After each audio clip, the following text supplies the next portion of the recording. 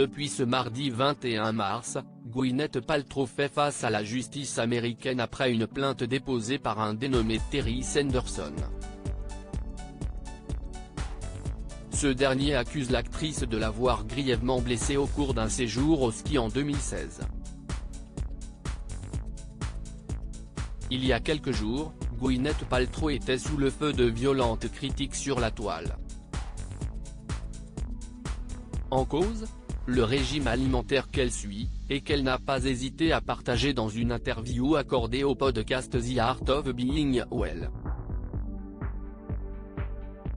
Exit les pâtes et les gâteaux, l'actrice suit désormais un rythme alimentaire et sportif particulièrement strict pour tenter de garder la forme.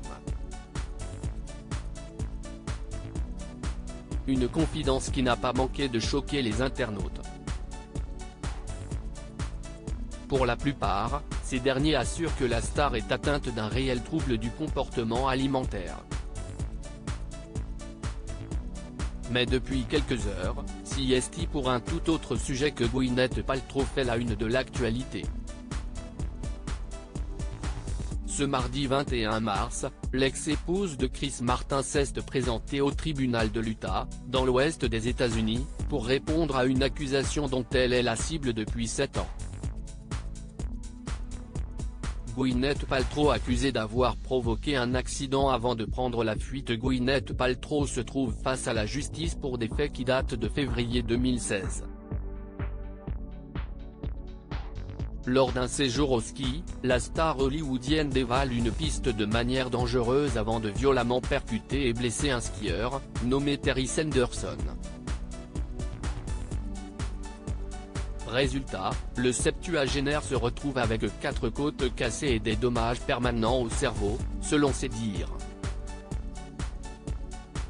Mais les accusations ne s'arrêtent pas là puisque la victime présumée, qui a porté plainte, révèle que Gwyneth Paltrow aurait ensuite pris la fuite sans lui porter secours. Des allégations que l'actrice réfute fermement. Raison pour laquelle elle a décidé de porter plainte à son tour contre son accusateur. Steven Owens, son avocat, a assuré à la cour que Gwyneth Paltrow n'allait pas vite, d'après les informations de Madame Figaro.